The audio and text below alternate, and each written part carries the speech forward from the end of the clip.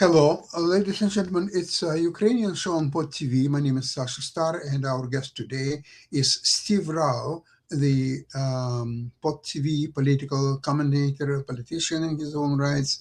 Welcome to the show, Steve. Thank you, Sasha. It's good to be here. Yeah, excellent. We just talked on a previous show, just ended. We were talking a lot about the perception of what's happening in Ukraine from the Western. Mm, sort of people who are obviously getting their knowledge from the popular media, whether it's a Wall Street Journal or Independent in UK or some other publications. And there are, of course, millions of different publications and podcasts and so on. So, Steve, how you figure out what's really happening today in Ukraine? It gets really hard, Sasha. I mean, as an analyst, I have to continue to read the daily updates. But as an analyst, I'm reading a lot and trying to research and look at these things. I think you have to understand history to get a better sense of what is really going on in Ukraine, right? The couple of things I've noticed today before the show, just some observations. I mean, I think it's first of all, I think one thing we can agree upon is that Ukraine has had a lot of success with the drones, but drones is a defense system, and they've been able to really showcase how a smaller nation can defend against a larger military and really hobble them and prevent Putin from winning the war. And I do think that Putin is losing more troops and more territory than he's gained, and the Russian economy is devastated. So clearly, Russia is not winning the war, but it is going to depend more on Ukraine getting Patriot missiles and things like that, weapons like that, to for deterrence, for defending attack on Ukrainian infrastructure. And so this is where United States assistance and European assistance is important. What I will say is that there could be opportunities to look at food insecurity. We have been noticing that recent attacks by Russia and Ukraine are on grain facilities, grain dispensaries, right? And this affects food. So if we can look at food and food supply and supply chains, this could give us a way to work around and say a reason to have a peace. I think the other thing we don't understand is what would a peace agreement look like? And before we even get to the conversation of peace, we have to talk diplomacy. So Russia says, "Hey, we're interested in diplomacy," but then Moscow says, "No, the war is going to continue." So is this just positioning diplomacy for positioning strength, or is it really, hey, we want to do it? But assuming that they do want it, I do think it is an opportunity for Trump to end a war. He can go down in history that he ended a war, even though he's been fighting this thing for a while, not doing anything. But at the end of the day, I think that the question becomes, what would a peace deal look like? Would it be, would there be guarantees of the security, deterrence? You know, what would a Ukraine after this ceasefire look like? Well, it would be much smaller if, for example, they stopped fire in, fighting in two of the areas they're fighting now, and then just deal with Donetsk and Crimea. So I'm not an expert like you, but I've done a better job of hope. I've done a better job of kind of analyzing where we are rather than the constant breaking news. Ukraine attacked here, Russia attacked here, Ukraine attacked here, Russia attacked here. So I want to come on your show and talk macro level. I think that's what people are looking for to make sense of this thing. And what do we Yeah, need to, agree. Agree. Actually, there is a very interesting thing that in one of the last his speeches, Putin said, "Okay, guys, let's see we finish the war with Ukraine. And what are we going to do? Now we are busy, we are fighting for our mother Russia, and we are all happy. And once the war is over, then what are you proposing we're going to do?" Well, he was joking, obviously, by saying that, but in one reality, he's actually right. Because after the one way or another, every war is finished, even though it's 100 years war, 30 years war, Second World War, all wars sooner or later are finished. And what is the Russian future once the war is finished? I think Russia is Yeah, in worse situations that was after Second World War, because at least at the time it had countries who could help Russia if it wanted to. Like United States, they were offering a Marshall Plan for Russia, believe it or not, and Russia refused. Stalin didn't want to go for it. That's his choice. But now you could see how wrong he was. But however, what's now? Who is going to help Russia? What, China? No, China is looking forward to much weaker Russia, and that's why China, from China's perspective, they want war between Ukraine and Russia to go as long as possible, and they don't need a decisive victory of one of the sides. No, no, no, no, no. They want them fight to exhaust themselves, both of them. But China does the same thing in Iran. They want Iran and US never had a peace. Just keep fighting, go for a ceasefire, then to a new attacks, back and forth, and do that preferably indefinitely. Let's see for the next 75 years if they will fight each other. That's the best result that China could reach. So China's interest in both these wars. Keep fighting, our dear friends. Keep fighting, and maybe they could even help a little bit on both sides to help a little bit of yeah, Ukraine, a little bit of. that's interesting, and I'm sorry, guys, I have a little of a shadow today. It's probably the lighting. Oh, I'm getting a new studio next week, so everything's going to change with cameras and monitors. So just give me a few weeks. We're going to get this thing real professional, but just bear with me. Today's more the substance than what I look like. There's a shadow on the left side of my face I can't get rid of. Um, but I mean, I think that's interesting, right? I mean, what would a there have been rumors of such a people in Russia so upset that would there be a coup or assassination attempt on Putin? Putin, what would a post-Putin Russia look like? I mean, let's assume they do lose the war, or they do end up negotiating a peace deal at the end of the day. What would it mean for the future of Russia? How would they rebuild? Obviously, they would have to have stronger relationships with the Middle Eastern countries. Perhaps relationships with China and India. India's kind of stayed out of this fray, both with Iran and with Ukraine, because I think they realize that they need Russian oil. But I don't know. When I was at Emory, I graduated in '92 when uh, Gorbachev came to our university to speak at my graduation, and president of the university at that time, James Laney, just passed away. But we remember Perestroika and Glasnost and all of these things that come about because I think Gorbachev realized that he had to do something differently in order to save the Soviet Union. But now, would we see something similar in Russia? Would a leader after Putin, if there was one, would it be more of a pro-Western kind of Russian leader that would want to rebuild these broken relationships? Or is it just going to be an internal job? I don't know enough about Soviet and Russian foreign policy. I wish I could go back to college and take another class. My niece is at Carolina, so I might do that, but I don't know, right? But people are asking the question. Steve, actually, a very interesting question about Russia is that in during times of the Soviet Union, so Russia had Sputnik, Russia had ballet, Russia had the great education for the people.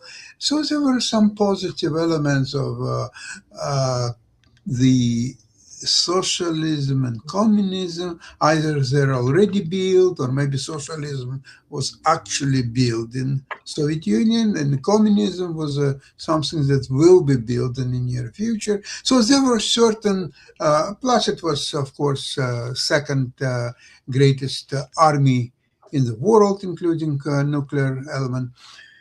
Uh, today, today, what Russia actually contributes to the world economy, to the world, the politics, and the sciences, or just almost anything. What Russia contributes? Why the world needs Russia? Have you ever thought about that?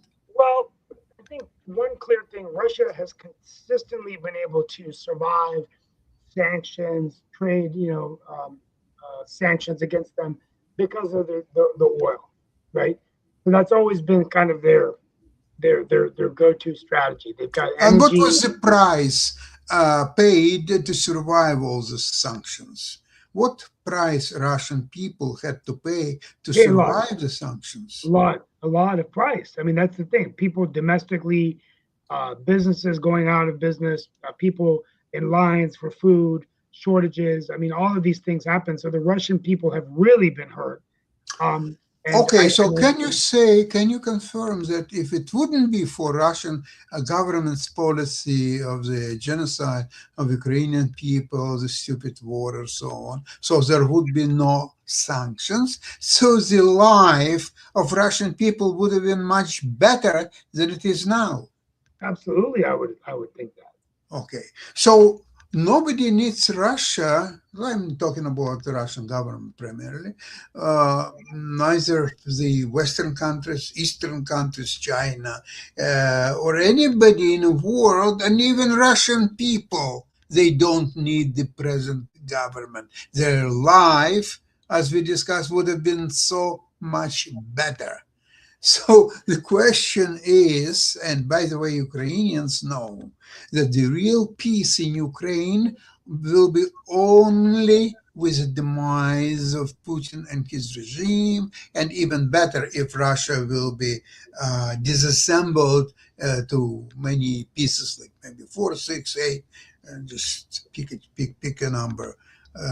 So this is a really situation where the existence of present Russia is highly questionable and should be put to the end by any possible means. And that's what Ukraine doing with its heroic defense, with the heroic drone attacks, robot attacks on the front lines, make it life for Russians as miserable as possible. That's what really happened. But you will not find it possibly in the Western media, whether you will go to New York Times or Wall Street Journal or anywhere else. Oh, you will say you will find a usual comport of Russians have a great advantage. They have many more men. They have more missiles. They have this and that. And therefore, in the long run, Russia would win. And they don't explain what Ukraine is doing right now with Russian territory. Steve, how would your Yeah, perception of I this? mean, yeah, I mean, I think you're raising a lot of valid points. I mean, I think that I think what I'll say just to respond to some of your comments, and if you could repeat the question, I Yeah. had some Wi-Fi issues, but I think it's clear that all of you're raising a very good point. Not only are the Russian people being affected by what's going on in Ukraine, but the entire world is. I think both these conflicts, we haven't talked too much about Iran today, but I think food insecurities and global supply disruptions with the Strait of Hormuz not opening up, energy, prices across the board, at least in the United States. AI and technology are also really important in terms of how quickly they're moving in countries like China, how that affects all of us. China hasn't fired a shot in the Iran war, but they're winning because they're able to grow their economy and diversify their economy. So I think all these multiple things are happening at one time, and I think it's important for President Trump to realize that military strength or superiority or whatever they're trying to do doesn't necessarily mean it's in the best interest of the people that you're serving in your own country and the people around the world.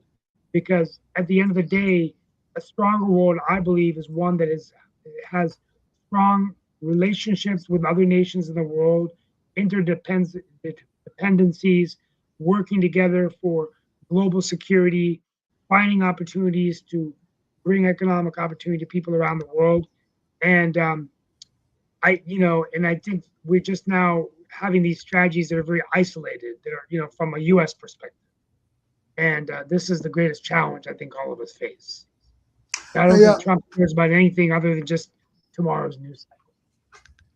So Trump, he needs good news and real fast because the midterm election is coming. Every day brings it closer and closer. And he cannot make any meaningful agreement with Iran. Not at all. Iran actually refuses Yeah, even to yeah, discuss anything. because I think military strength needs to be coupled with diplomatic strength. So Yeah. Iran is never going to back away from this war because they're always going to have a place at the negotiating table as long as they have the power to develop a nuclear weapon. Well, by keeping Strait of So Hormuz closed, Iran exercising the huge negotiating tools versus United States. And in fact, Trump doesn't have any negotiating power here at all. So what he is doing now, he's trying to win in a way, a war of attrition. So he doesn't attack Iran. He doesn't do anything. He doesn't agree to anything to reopen Strait of Hormuz. So it's a kind of a status quo. Then could go right into midterm elections, maybe even much farther than that. So he needs some good news for domestic audience for the election time. As I discussed it yesterday on my financial show, it's very good for myself and many other investors. Is that the only thing he can get going in his favor? It's raising stock market prices, get the stocks higher and higher with fundamentals or without fundamentals, doesn't matter. And that's the only tool that he still has. However, there is still a long way to go before the midterm election. And, this is kind of September, October usually are turbulence months. So he has to avoid this turbulence of these 2 months to get to get to his aim of stock market. Anyway, so this is incredible situation. I never seen. I mean, I was witnessing a lot of presidential election, midterm elections. I've never seen anything come so close to a head as this one. What about you, Steve? Could you repeat the question? Sorry, I missed it. My question is that midterm elections are coming very quickly. Right. Trump needs some good news for his electorate. Yeah, He cannot produce any good news, whether with Iran or Ukraine or just anywhere.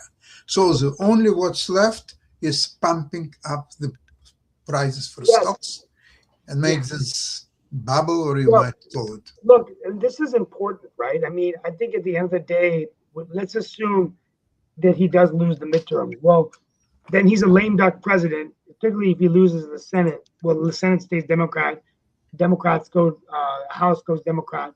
So then you're a lame duck president pretty much for the remaining of his presidency. He's going to need some good news before the midterms. I mean, would he be able to negotiate a peace deal in the Middle East with Iran? Would he be able to negotiate something in the Ukraine? Would he be able to say, "Look, I heard it. I stopped the war, largest war since World War II." That could be good news for him. And then whoever his successor is, whether it's Vice President Vance or Senator Rubio, Secretary of State Rubio, both of them mentioned to run for the president. I think they're going to try to work it out. Um, he doesn't really have much good news to say in terms of the economy. Inflation continuing to increase, prices, jobs being obsoleted with AI, and not really sure how many manufacturing jobs have come back. The trade wars, are they really working? These tariff increases, and so I think there's just not a lot of good news at this point. There just hasn't been a strategy. The sad part, though, and I still get depressed about it, is how could the Democrats let this guy win again after 4 years? I mean, I think of that night when we were all together and Joe Biden won the presidency. It was like the Wizard of Oz. the Wicked Witch of the West is dead. If you've ever watched The Wizard of Oz, splash the water, gone, happy ending. And it just didn't work that way. And I think it's, I'm one for political comebacks. I just lost a stunning upset in a primary.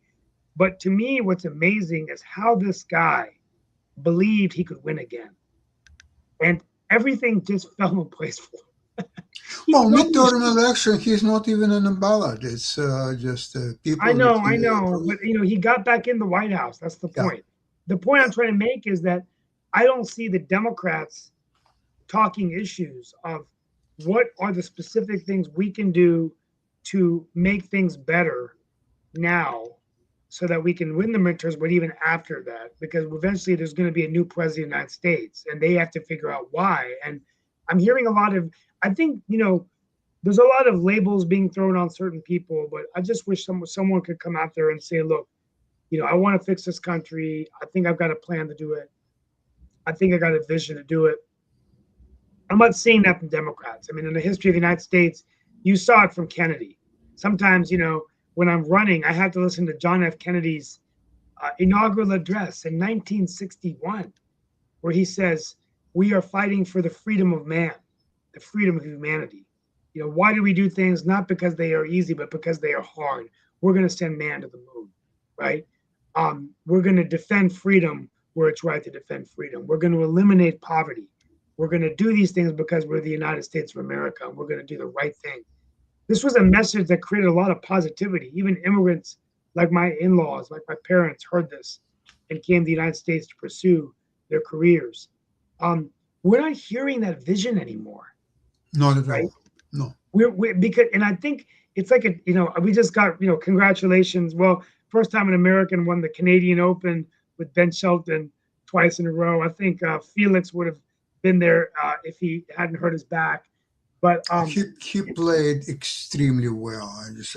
Ben Shelton. I know. I mean, and now you got to really I think it's like the jinx or the omen. But we're taking a quick break here to talk tennis. But some of the common names that he's now added with are Ivan Lendl, Novak Djokovic, John McEnroe, Rafael Nadal. The only people that won the Canadian Open back to back, who ended up to win the U.S. Open. I tell you, Shelton to me really looked yesterday like someone that might be knocking on the door. Yeah, agree. Totally agree. Yeah, and you just got to like it, especially if Sinner pulls out of the U.S. Open. I tell you, this could be one for Ben. If he played like he did last night, he could defeat Sinner. The way he played yesterday, he can defeat Sinner. He could defeat, and I think he could beat Fritz. I mean, I think he could beat them all if he could just get. Yeah. He just seems so confident. But the point I'm trying to make is, in tennis, you can't focus only on the game of your opponent. You've got to execute your plan and hit the ball, know the patterns, know what to do. And I think with the Democrats, they're so focused on Trump that they're unable to come up with a strategy that is going to work, a strategy that is going to put the people in. And that's where I think they lack the messaging, they lack the strategy. Hopefully they can win the midterms. But sometimes if you win the midterms, it's kind of not good because then it goes the other way. If you win the midterms, then the Republicans are going to get mad. So even if they win the midterms, if these Democratic Socialists get in, well, they're going to go in there and just say, we're going to stick it to them and we're going to go totally to the left and then boom, right? So, that's kind of my take on it. In my opinion, the message is very simple. You don't need to have election points like sending a man to a moon or Mars or anywhere else. You don't need all that. Leave it to tech companies and just forget about all that. It doesn't make life of people easier if you send men to the moon or you don't. It's immaterial.